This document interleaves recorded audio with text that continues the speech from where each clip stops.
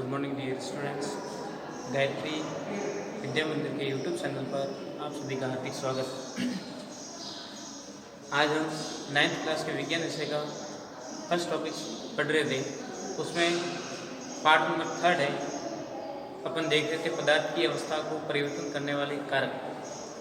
कल अपन ने पढ़ा था पदार्थ की अवस्था को परिवर्तन करने वाले मुख्य दो कारक हैं, ताप और दाब। तो कल ताप के बारे में पढ़ा था, आज पढ़ेंगे अपन दाब के बारे में। दाब पदार्थ की अवस्था को किस प्रकार से परिवर्तित करता है। हम जानते हैं कि पदार्थ के कणों के मध्य क्या पाया जाता है? रिक्त स्थान। क्या पाया जाता है? रिक्त स्थान। और रिक्त स्थान पाए जाने के कारण जब हम क्या लगाते हैं, बल लगाते हैं, दाब लगाते हैं, तो दाब लगाने से रिक्त स्थान या उसके अंतराल दूरियां में क्या आती? कमी आती। दूरियां क्या होती? सिकुड़ती। दूरियां कम होने के कारण उसमें क्या होगा? संपीड़न। और संपीड़न होने के कारण जो पदार्थ ठोस अवस्था में होगा, द्रव्य अवस्था में होगा वो ठोस अवस्था में चला जाएगा, और गैसीय अवस्था में होगा वो द्रव्य अवस्था में चला जाता है। तो अपन जानते हैं कि पदार्थ के कणों के मध्य रिक्त स्थान पाया जाता है। यदि पदार्थ पर दाब लगाने पर अवयवी कण पास आ जाते हैं तथा क्या हो जाता है? संपीड़ित होकर पदार्थ एक अवस्था से दूसरी अवस्था में परिवर्तित हो जाता है। अपन प्रयोग करके देखते हैं। एक सिलेंडर लेते हैं, उस पर पिस्टन लगाते हैं और सिलेंडर में क्या भरते हैं? गैस। जब गैस पर किसी प्रकार का कोई दाब नहीं होता है तब तक वो गैस अवस्था में बनी रहती है। परंतु जब दाब को बढ़ाते हैं, दाब क्या लगाते हैं? ऊपर से प्रेशर लगाते हैं और टेम्परेचर को क्या करते हैं? डिक्रीज करते हैं, घटाते हैं। जैसे ही टेम्परेचर को घटाते हैं और दाब को बढ़ाते हैं तो गैसीय अवस्था थी वो कन्वर्ट किस में हो जाएगी? द्रव्य अवस्था में। किस में बदल जाएगी? द्रव्य अवस्था में। और द्रव पर पुनः अपन और एक्सटर्नल दाब को और बढ़ा देते हैं, दाब और अत्यधिक लगाते हैं, तब वापस वो गैसीय अवस्था के कण और पास आ जाते हैं। गैसीय अवस्था में और कण क्या हो जाएंगे? पास आ जाएंगे, और गैस किस में कन्वर्ट हो जाएगी? ठोस अवस्था में।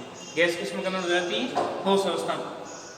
तब हम देखते हैं किसी भी पदार्थ पे बात करें या सामान्य अपन गैस की बात करें, गैस को द्रव्य अवस्था में बदलना तो क्या करते हैं? दाब बढ़ाकर तथा तापमान घटाकर गैसीय पदार्थ को द्रव्य अवस्था में बदला जाता है। और इसी सिद्धांत के आधार पर एलपीजी, सीएनजी या अलग अलग प्रकार की लिक्विड गैसों को द्रव्य अवस्था में कन्वर्ट किया जाता है। हम जानते हैं वो एग्जाम्पल के रूप में अपन देखते हैं CO2 गैसीय अवस्था में। क्या है? CO2 गैसीय अवस्था में। CO2 पर अत्यधिक दाब लगाते तथा टेम्परेचर को क्या करते हैं? एकदम डिक्रीज घटा देते हैं। तो CO2 गैसीय अवस्था थी वो कन्वर्ट किस में हो जाएगी? CO2 ठोस अवस्था में बदल जाती है। जब CO2 ठोस अवस्था में बदल जाती है तो क्या हो जाएगी? एकदम CO2 पत्थर के समान हो जाएगी। और वही काम किसका करेगी? शुष्क बर्फ का काम करना शुरू कर लेती है। किसका काम करती है? शुष्क बर्फ का। अब इसके आगे जैसे देखते हैं कि दाब क्या होता है, किसे कहते हैं, इसके मात्रक क्या है, तो उनके बारे में अपन देखते हैं। देखिए, इसको हटाने से पहले आप इसका स्क्रीनशॉट ले सकते हो। देखो,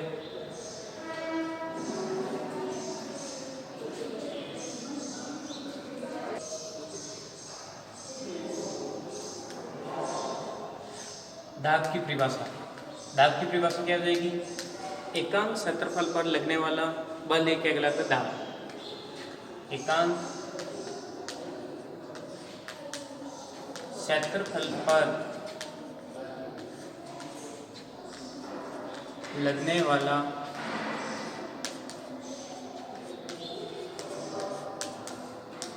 बल ही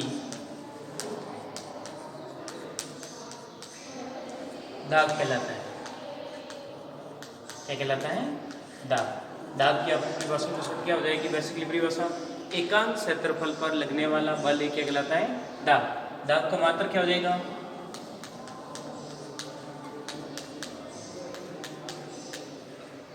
ऐसे ही मात्रक दाब का होता है पास्कल। क्या होता है? पास्कल।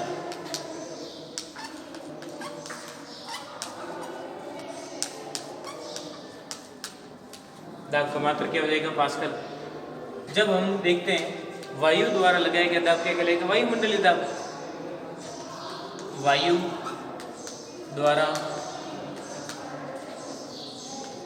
द्वारा लगाया गया दाब वायुमंडलीय दाब कहलाता है।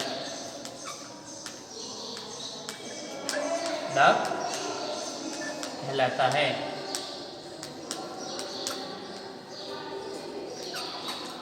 वायु द्वारा लगाया गया दाब क्या कहलाएगा? वायुमंडलीय दाब। और वायुमंडलीय दाब बराबर क्या होता है? एक एटमॉस्फेयर, एक वायुमंडलीय दाब,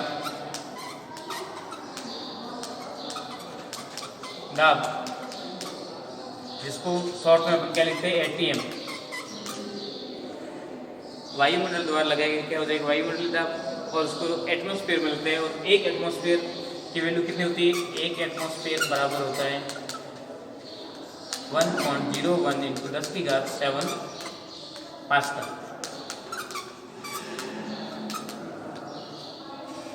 दाब का सूत्र क्या हो जाएगा?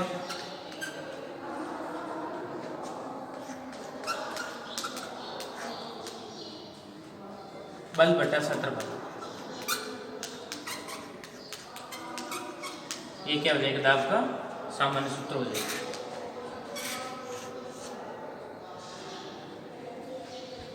देखिए आगे स्क्रीनशॉट ले सकते हैं। आगे मैं इसको टप कर रहा हूँ।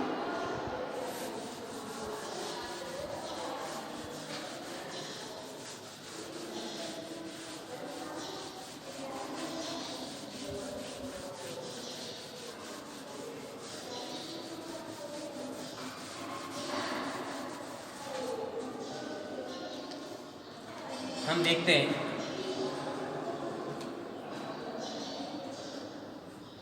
अतः अपन क्या कह सकते हैं कि कोई भी पदार्थ दे रखा है। यहाँ पर मान लो ठोस पदार्थ के रूप में आपने क्या ले रखा है? कोई पदार्थ जैसे बर्फ ले रखा है। बर्फ पर अपन टेम्परेचर को क्या करेंगे? इंक्रीज करेंगे। जो तापमान को बढ़ाने पर क्या होगी? इसकी अवस्था परिवर्तन हो जाएगी। ताप को जैसे बढ़ाओगे तो वो कन्वर्ट किसमें हो जाएगा? द्रव्य अवस्था में, जल में बदल जाएगी। अब पुनः देखते हो जल को और अपन गर्म करते हैं तो वो कन्वर्ट किसमें हो जाता है? गैस में, अर्थात जल वाष्प बन जाता है। परंतु रिवर्सिबल प्रोसेस देखते हो, ये तो तापमान द्वारा इफेक्टेड, तापमान से। अब इसमें दाब देखते हो, तापमान को डिक्रीज करना और दाब को क्या करते हैं? बढ़ाते हैं। ये तो डायरेक्टली ओनली फॉर किसका इफेक्ट था? ताप का। अब देखते दाब व ताप दोनों के साथ में इफेक्ट, दाब व ताप दोनों के साथ में। तो इसमें देखते हो जब आपके गैसीय अवस्था दे रखी है, गैस पे प्रेशर को क्या, इसको टेम्परेचर को डिक्रीज करते हो, घटाते हो, और प्रेशर को क्या करोगे? बढ़ाओगे, दाब को। तो गैस होगी वो किसमें कन्वर्ट हो जाएगी? द्रव में। और पुनः तापमान को और डिक्रीज करोगे और प्रेशर को बढ़ाओगे तब वो किसमें कन्वर्ट हो जाएगी? ठोस अवस्था।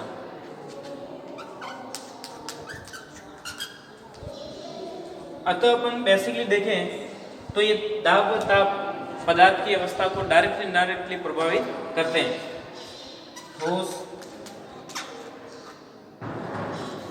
सीधा किसमें कन्वर्ट होगा? ठोस होता है वो डायरेक्ट द्रव में, और द्रव होता है वो सीधा किसमें जाता है? गैस में। परंतु कुछ पदार्थ ऐसे भी होते हैं जो बिना द्रव अवस्था में परिवर्तित हुए सीधे गैसीय अवस्था में बदल जाते हैं। कुछ ठोस ऐसे भी होते हैं जो बिना द्रव्य अवस्था में परिवर्तित हुए डायरेक्ट किसमें बदल जाते हैं? गैसीय अवस्था में। और इस प्रक्रिया को अपन क्या बोल देंगे? ऊर्ध्वपातन। यहाँ पे क्या हो रहा है? गैस द्रव है वो गैसीय अवस्था में बदल रहा है, तो यहाँ पे क्या हो रहा है? वाष्पीकरण। कौन सा प्रोसेस हो रहा है? वाष्पीकरण। और यहाँ पे पिघलना, मतलब कोई भी पदार्थ क्या हो रहा है? पिघल रहा है। बॉइल क्या होना?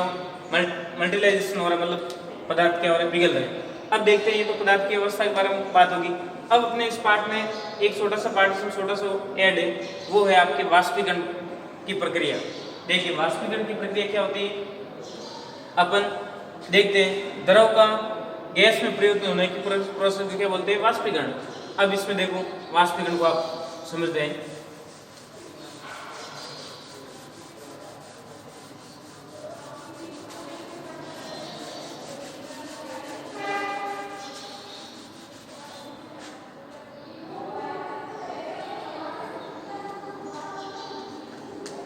वाष्पीकरण किसे कहते हैं? पहले तो वाष्पीकरण का बेसिकली मतलब होता है वाष्प का बनना, द्रव का गैस में बदलना। सिंपल सा प्रोसेस है, द्रव का किस में बदलना? गैस में बदलना। द्रव का गैस में बदलना क्या कहलाएगा? वाष्पीकरण।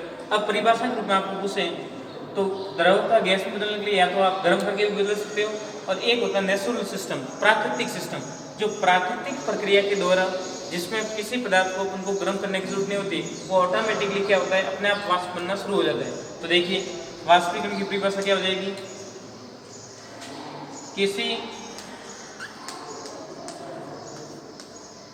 किसी द्रव्य पदार्थ को बिना गर्म किए, या अपन शॉर्ट में कह सकते हैं बिना गर्म किए, या इसको कह सकते हैं बॉइलिंग पॉइंट रहित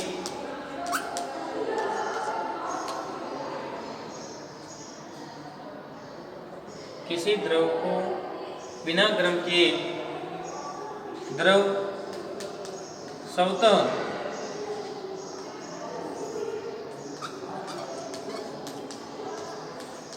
अपने आप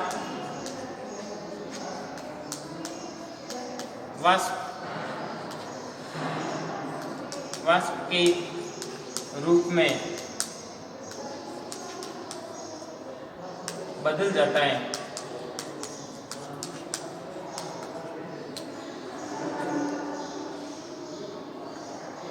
उस प्रक्रिया को वाष्पीकरण कहते हैं।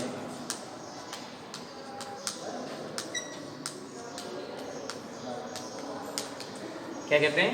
वाष्पीकरण। जैसे आपने क्या ले रखा है? एक कटोरा ले रखा है, कटोरे में क्या भर रखा है? पानी। क्या भर रखा है? पानी। कटोरे में पानी भर रखा है, कटोरे को बिना गर्म किए हुए इसको कहाँ पे रख दो? आप डायरेक्ट धूप में रखते हो। कहाँ पे रख दो? धूप में रख दोगे तो एक कटोरे में से अपने आप पानी क्या हो जाएगा? वाष्पीकृत हो जाएगा, वाष्प बनना शुरू हो जाएगा। तो इस प्रक्रिया क्या बोलते हैं अपन? वाष्पीकरण। इसी प्रक्रिया क्या बोलेंगे अपन? वाष्पीकरण। अब वाष्पीकरण को प्रभावित करने वाले कौन कौन से कारक है जिसके कारण वाष्पीकरण की प्रक्रिया क्या होती है? प्रभावित होती है। तो उसके लिए 3-4 कारक दे रखे, उसको देखिए। हटाओ, देखिए आगे।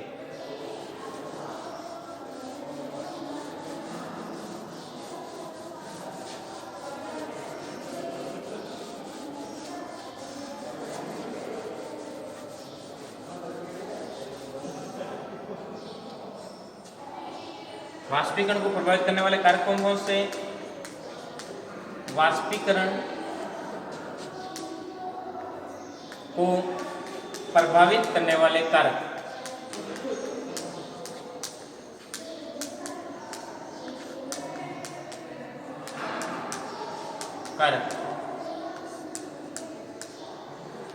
वाष्पीकरण को प्रभावित करने वाले कारक। इसमें आप देखोगे वाष्पीकरण की प्रक्रिया कौन कौन से फैक्टर इफेक्टिव करते हैं, उनको देखोगे तो फर्स्ट पार्ट आ रहा है आपके तापमान। क्या रहा है? तापमान बढ़ाने के साथ में वाष्पीकरण की प्रक्रिया क्या होती है? बढ़ती है। जैसे एक तो पानी आप लेते हो, एक कटोरे में पानी लेके डायरेक्ट धूप में रख दो तो उस पानी की वाष्प बनने में क्या लगेगा? आपको समय लगेगा। और एक वही पानी, उसी पानी को आप गर्म करना शुरू कर दोगे तो गर्म करने पर पानी की वाष्प क्या हो जाएगी? तीव्रता से बनेगी। अर्थात अपन के जैसे जैसे तापमान बढ़ता है वैसे वैसे वाष्पीकरण की प्रक्रिया क्या होती है? बढ़ती है। तो अपन डायरेक्टली इसको लिखते हैं, तापमान बढ़ने के साथ वाष्पीकरण की दर बढ़ती है। तापमान बढ़ने के साथ वाष्पीकरण की दर बढ़ती है। अर्थात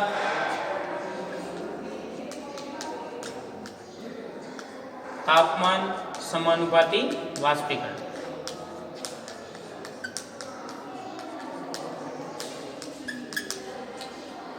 एग्जाम्पल कि 3 गिलास अपन लेते हैं, क्या लेते हैं 3 गिलास, तीनों गिलासों में अपन ने क्या लिया पानी, 3 गिलासों में क्या लिया अपन ने पानी। अब तीनों गिलासों को अलग अलग कंडीशन में अपन रखते हैं, तीनों गिलासों का रखते हैं, पानी की क्वांटिटी तीनों में क्या है समान,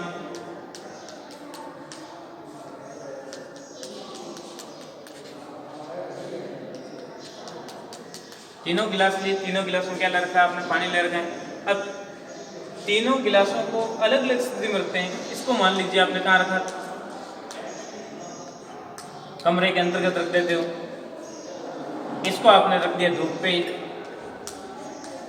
और इस गिलास को कहाँ रखते हैं आप बर्नर पर।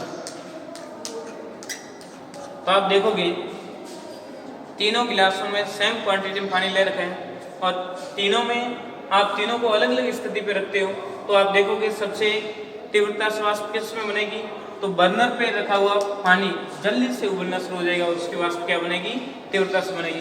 तो वाष्पीकरण का प्रोसेस देखोगे,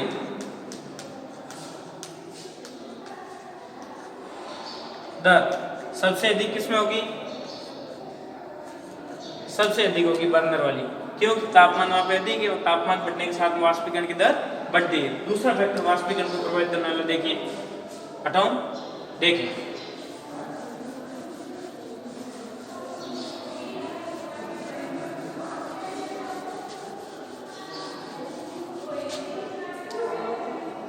दूसरा फैक्टर है वाष्पीकरण की दर को प्रभावित करने वाला फैक्टर में आप क्या रहा, आर्द्रता, नमी। आर्द्रता बढ़ने के साथ वाष्पीकरण की दर क्या होती है, डिक्रीज होती है। आर्द्रता रिवर्सिबल वाष्पीकरण, जितनी वातावरण में नमी होगी उतनी वाष्पीकरण की दर क्या होती है, घटती है। तब आप देखते हो गर्मियों की तुलना में वर्षा ऋतु में कपड़े सूखने में क्या लगता है, अधिक टाइम लगता है। क्यों, क्योंकि वर्षा ऋतु में नमी, वायुमंडल में अधिक नमी होती है, और नमी होने के कारण, नमी का मतलब बेसिकली आर्द्रता, आर्द्रता अधिक होने के कारण वाष्पीकरण की प्रक्रिया कम होती है, और इस कारण कपड़े क्या होते हैं, ज्यादा समय बाद सूखते हैं। तीसरा फैक्टर आ रहा है क्षेत्रफल।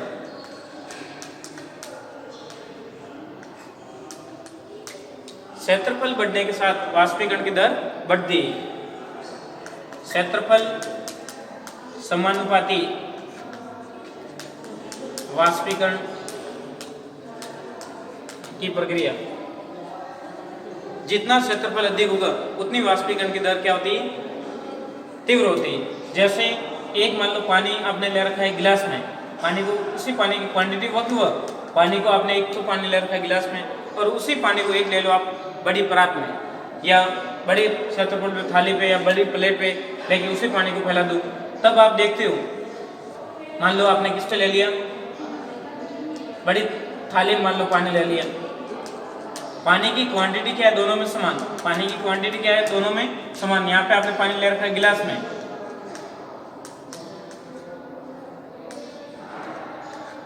एक पानी ले रखा है गिलास में और एक में पानी, उसी पानी की क्वांटिटी, दोनों में पानी की मात्रा क्या समान,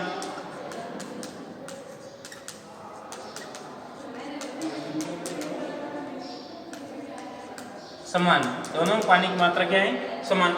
अब देखते हो तो वाष्पीकरण की दर किसमें अधिक होगी, तो गिलास की तुलना में थाली का क्षेत्रफल अधिक है और इसी कारण वाष्प क्या बनती है, जल्दी। लास्ट फैक्टर है आपके वायु। वायु का वेग बढ़ने के साथ वाष्पीकरण की दर बढ़ती है। वायु का वेग बढ़ने के साथ वाष्पीकरण की दर बढ़ती है। जितनी हवा तीव्र होगी, आप देखते हो वायु का वेग जितना अधिक होगा उतनी वाष्पीकरण की दर बढ़ती है। इस प्रकार से वाष्पीकरण को प्रभावित करने वाले मुख्य कारक थे। अब इस पर आधारित अगला आपके बिंदु रहेगा वाष्पीकरण के क्या क्या उपयोग है, उसको नेक्स्ट वीडियो में देखेंगे। Thank you so much.